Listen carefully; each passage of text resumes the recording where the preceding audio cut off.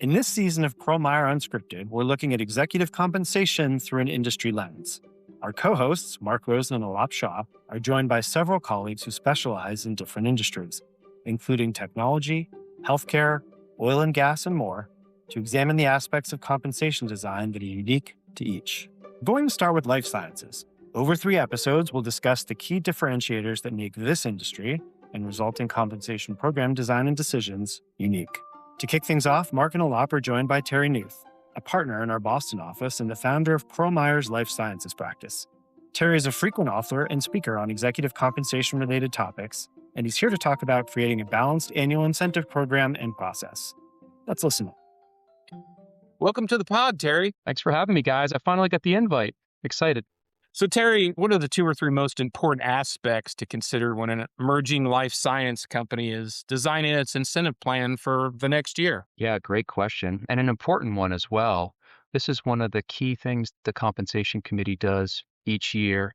And I think it has a real impact and importance in the overall business and also how pay is aligned with performance. And it's different in life sciences than you would see in a traditional commercial company. So in a traditional commercial company, you've got financial measures that are typically the cornerstone of a short-term incentive plan. Think revenue or earnings or return on capital. Strategic goals may play a small role in that overall bonus. And then juxtapose that against emerging growth life science companies, it's the opposite.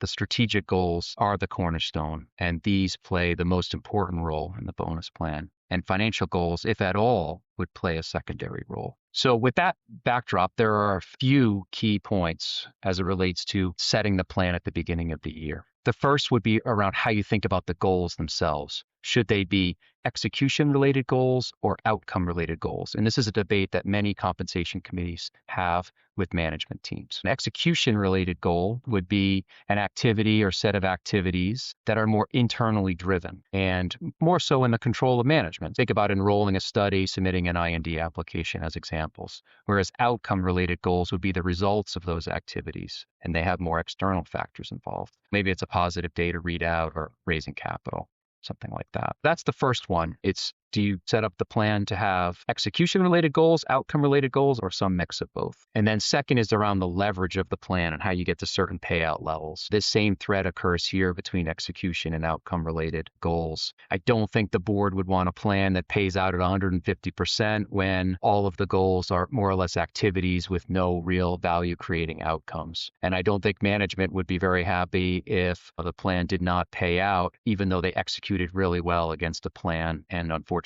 the results were not great. So Terry, how do you combine the execution and outcome-based goals with the payout calculation? Yeah. So I often think about it in terms of like a 9-box, and this could be a good overlay to the goals once you set them and a good way to pressure test the goals. If you think about one axis being execution-related goals and one axis being outcome-related goals, and then within that, you might have poor, mixed, or superior results. So you end up with a 9-box there, and you can plot different payout ranges within each one of those 9 boxes. And it's really a good way to check and balance. The top right would be superior execution and superior results. And maybe there the payout's 120 to 150% of target. And then on the bottom left, conversely, you'd have poor execution, poor results is going to be something close to 0% payout. Yeah, I think that the 9-box concept is a really good frame here. I haven't thought about it before. I think it could resonate with management teams. They've probably been subject to a 9-box before. You can kind of supersede, 2 9-boxes. One other 9-box on the individual, and then sort of the 9-box on the company to determine what impact individual performance could have. So I think that's a really innovative and good frame, for companies to potentially use. At the risk of being too complicated. I agree. I mean, it could be complicated, but I think 9-box has been around and used in multiple forms. But a question that often comes up is when you go from pre-commercial to commercial, you just flip the switch in terms of your cash incentive design. Is it really that simple? How should companies think about it? No, it's really more of an evolution. It's not like you would flip to being predominantly a financially oriented company from an incentive design standpoint. My experience and what I think is best practice is you would incorporate financial goals into that balanced scorecard that you have, and then over time evolve the weighting as the financial results become more important. In the year of a commercial launch, it's going to be very hard to predict exactly what revenues are going to be. And so it'll be on the balanced scorecard in terms of a measure, but you might have a lower weighting on it, at least in year one, till you get sense of how to budget and how to forecast. Terry, you kind of laid out a good process in establishing goals, how to think about them. But what if there's a pivot in business priorities during the year? How should a company think about the existing incentive plan? Do we just throw it out, or what do we do? I think this gets into philosophy. It also gets into governance and, certainly alignment with business strategy.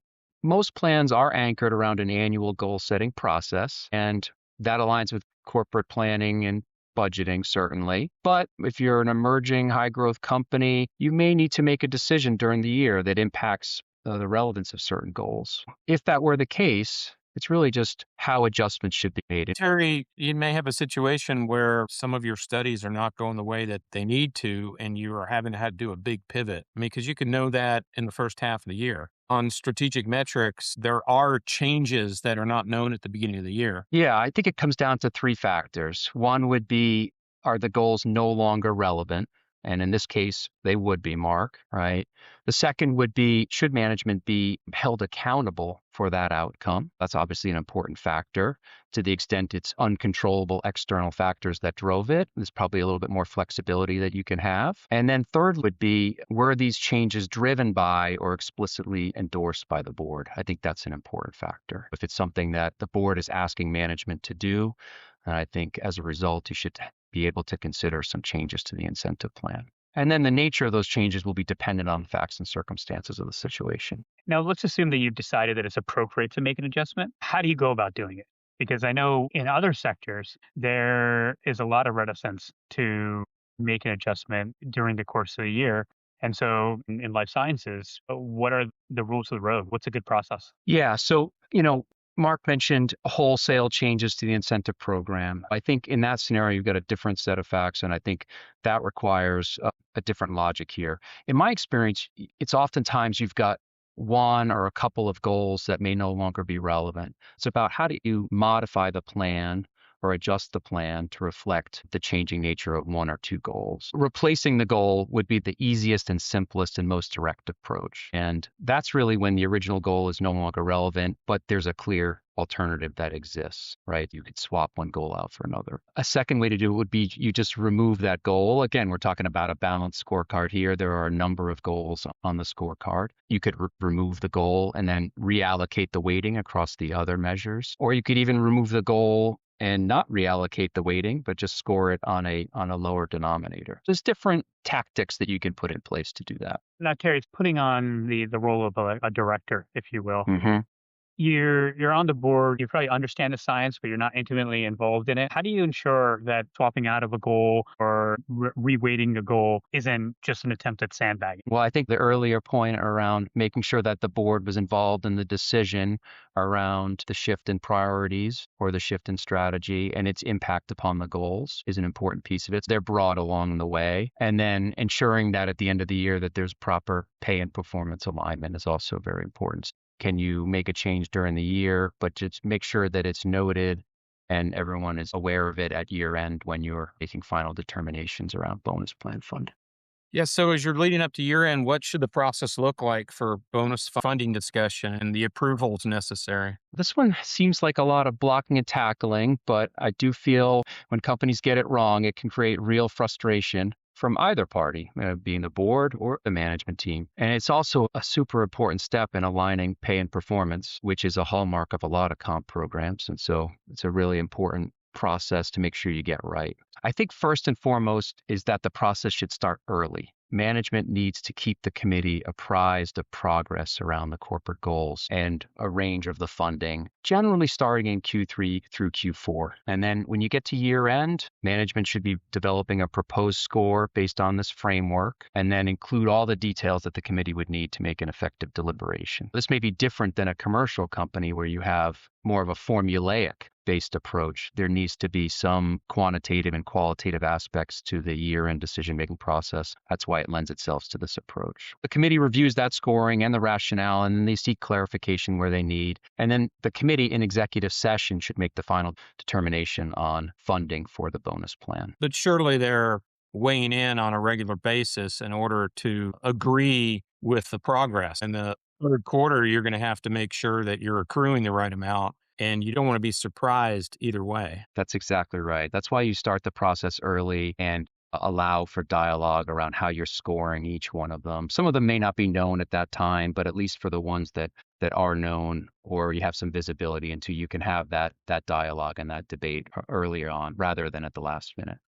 And how often do you find that you are projecting one thing, but something else happens? I mean, you never want that, but how much visibility do you actually have in the third quarter? I would say that you want to first make sure that you're being consistent with how you're presenting to the committee as well as to the board on all these matters. Obviously, the corporate goals are important to both the committee and the board. The committee is going to get into a little bit more detail around how those objectives translate into funding, but certainly the board is going to be keenly interested in progress towards the goal. So you want to make sure that you're consistent across both the committee and the board in how you're communicating and just being transparent around what you know and what you don't know so that there are no surprises at the end of the year. Terry, I know some companies tend to provide a laundry list of look at me accomplishments during the course of the year. Do you think that's a useful input in the decision-making process on bonus programs? I'm not a huge advocate of this at the year end, listing out other accomplishments that are not part of the annual incentive plan goals. And I say that because it doesn't always come across as balanced. You're just showing the accomplishments. You're not showing some of the things that could have gone wrong throughout the course of the year.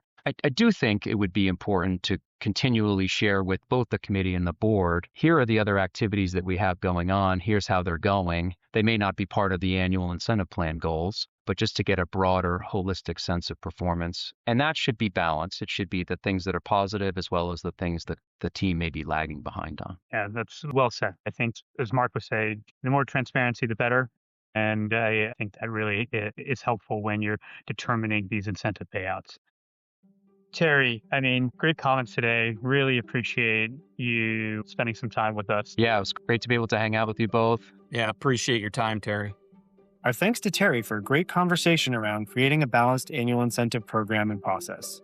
On our next episode, Matt Mulberger will join Mark and Aalap to discuss the key equity strategy levers that life sciences companies can use to manage their share burn rates and preserve equity plan kudos. In the meantime, you can find all of our unscripted episodes on Spotify, Apple Podcasts, pearlmeyer.com, or wherever you get your podcasts. We'll meet you back here next week.